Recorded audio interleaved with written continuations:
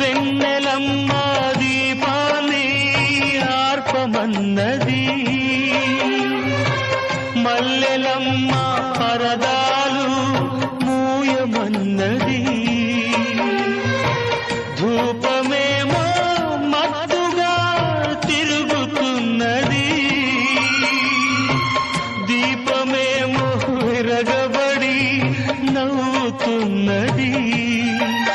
నీరాక కొరకు తలుపు, నీ పిలుపు కొరకు పానుపు, పిలిచి పిలిచి వేచి వేచి ఎదురు చూస్తున్నవి.